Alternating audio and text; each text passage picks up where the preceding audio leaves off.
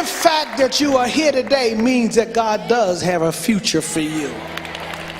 And there are some keys to your future. There's some keys. There are some keys that you need to have and understand. And I thought I would pick up what those keys are from the Apostle Paul's writings to the church in Philippi. As a matter of fact, Paul writes this letter to them, this epistle to them, while he is in jail himself.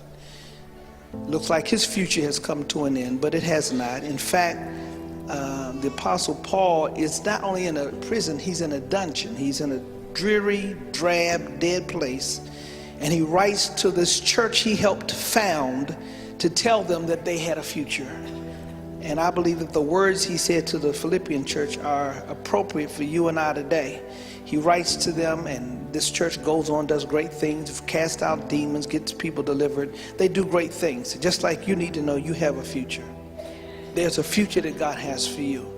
And so I got 3 points, 3 keys that I want to give you today. Here's number 1. It's in verse, I want to read verse number 12 and 13. Well, let me read verse 13, then I'm going to back up to verse 12. Verse 13 says, I do not count myself to have apprehended. That's verse 13. Brethren, I do not count myself to have apprehended. Verse 12 says, not that I have already attained or am already perfected. And here's what he is saying. He's acknowledging, here's my point, he's acknowledging that he has not arrived. And that's what you need to know. You need to acknowledge the first key is that you have not arrived. You know why that's important? Because the enemy would make you think that when you get to a certain place in life, when you complete your education, when you get that house that you've been dreaming for, when you finally buy the car, when you finally get married, when you finally do whatever it is that you've been hoping to do, the devil would make you think that you have arrived. But I need you to look at your neighbor and say, there's still a whole lot more in front of you. You have not arrived yet. You've won some battles, you've gone through some stuff, you've survived some challenges, you've cried your tears and made it through some hell, but you still haven't got to the place that God has for you to go. There is a future for you. Somebody look at your neighbor, tell them you haven't arrived yet. Not that I have attained, nor that I am perfect, Paul says. I have not reached perfection.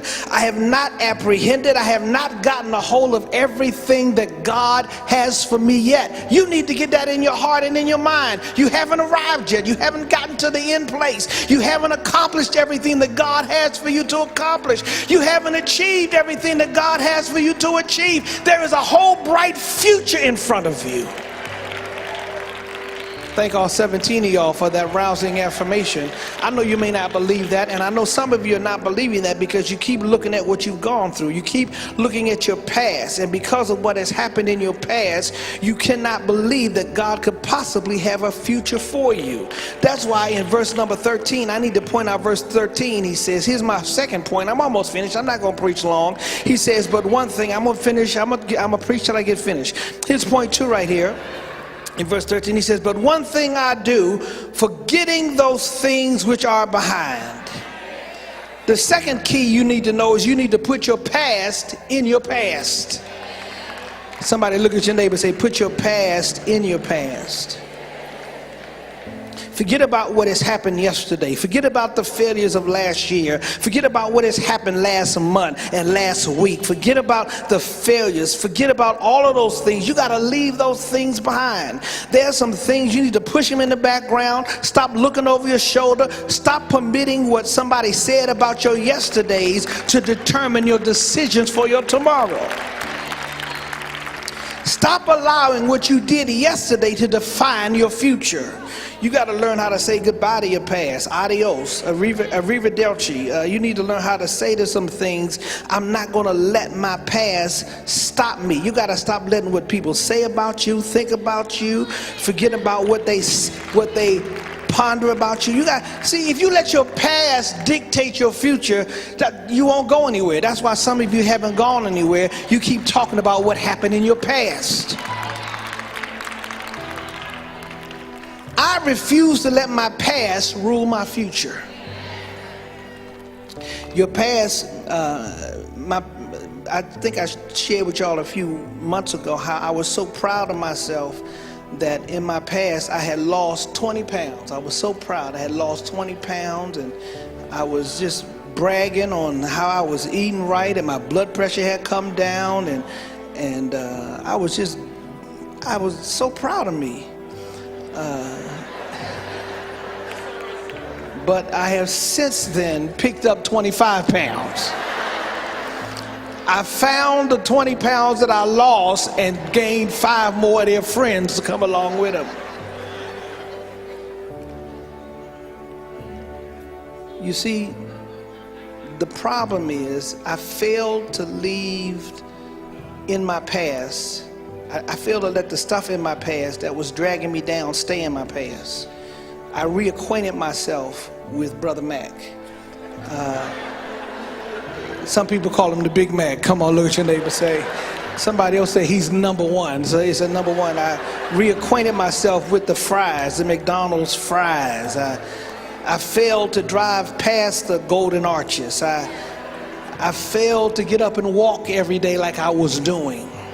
I was walking 2 or 3 miles every day, but I stopped doing it. I failed to keep doing those things. I let that slow me down. I stopped, and I know I should still be getting up, but I said to myself, I can't walk anymore.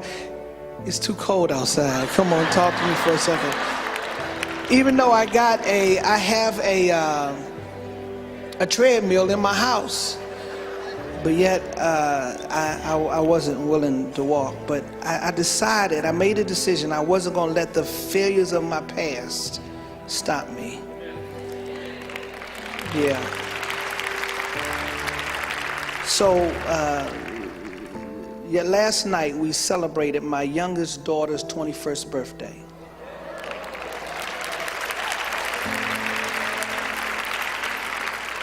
I'm so proud of her. She turned 21 years old, and she finished her college education a semester early.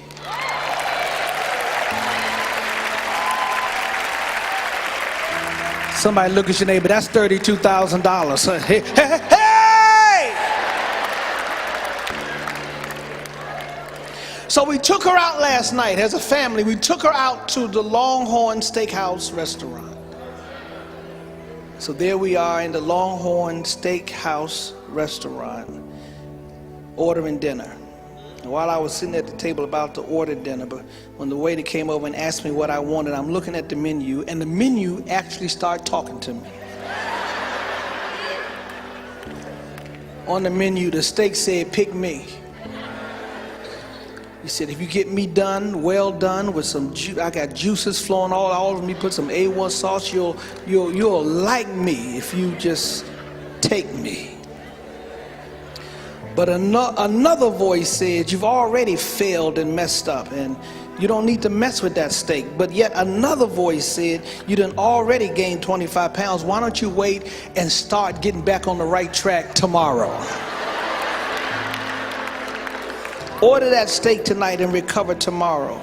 My failures of my past was talking to me. The fact that I had stopped eating right, my blood pressure had gone back up, and I wasn't walking and exercising. I had stopped drinking water. I had stopped doing all the things that had helped me to lose the 20 pounds. I had pushed them to the side and stopped, but now my failure was talking to me. But everybody in here needs to understand, you can let your failures keep talking to you, or you can make a decision not to let your failures talk to you. And so I said goodbye to my failures. And I'm telling you, say goodbye to your mistakes, say goodbye to your errors, say goodbye to your regrets, say goodbye to your problems and your challenges and your issues and your pains and your drama and your sickness and your sadness and your sins and your debt and your disease and your guilt and your faults. Say goodbye to your failures. I said goodbye to my failures and decided last night at the Longhorn steak restaurant, I'm gonna get me a Caesar chicken salad last night.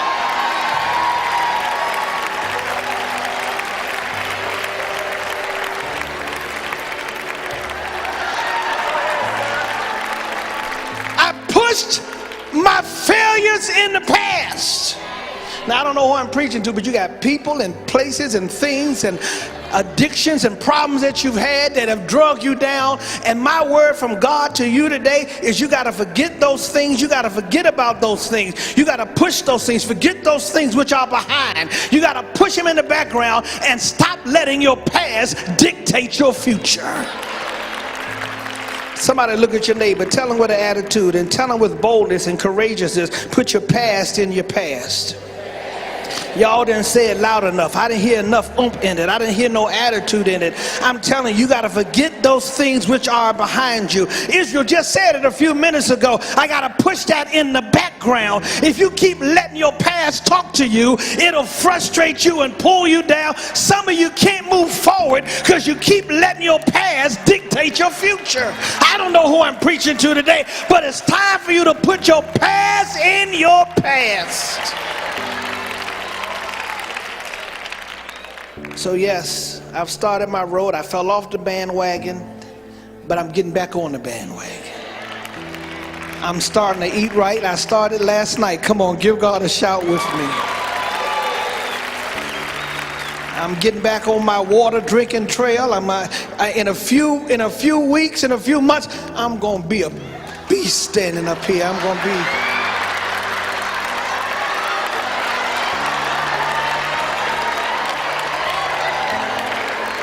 I'm telling you, y'all not going to recognize me. I'm going to be slim and trim. Say, go on, Pastor. I'm going to be slim and trim. I'm putting my past in the past. I'm putting McDonald's Big Macs in my past. Fries in my past. Y'all excuse me for a second. Apple pies. Do you want a biggie size? All of that's in my past. Twinkies in my past. Come on, holler at me for a second. Zingers in my past.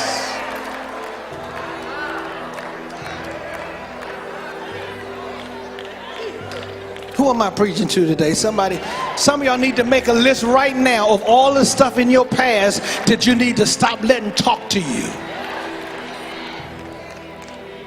Let me close. Here's my third and final point. I was waiting for somebody to say, take my time. It took y'all too long. It took you too long. Y'all got my first point? What was it? You have not arrived. I don't care what you've done in life. You haven't even touched all the things that God has in store for you. You have not arrived yet. I don't care what you've accomplished. Number two, put your past in your past. It's in your past. Forgetting those things which are behind. Here's number three.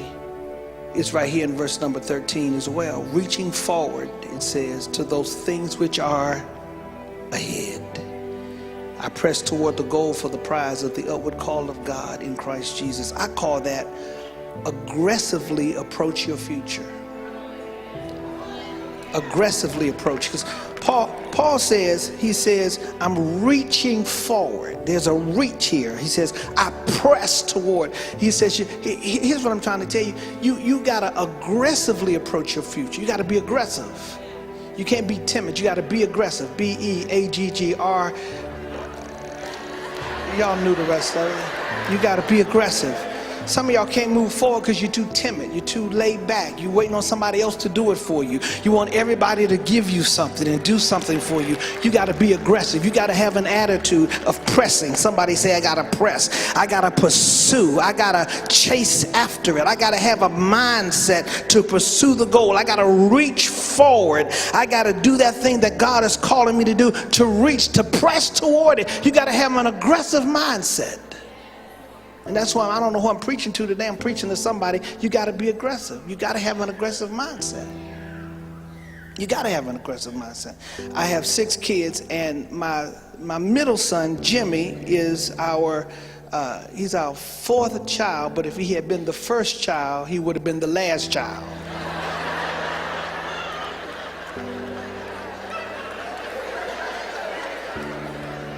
Because he's aggressive. Has been from a small kid, aggressive, overly aggressive, never knows how to take no for an answer. You tell him to sit down, he gonna figure out how to stand up while he look like he's sitting down.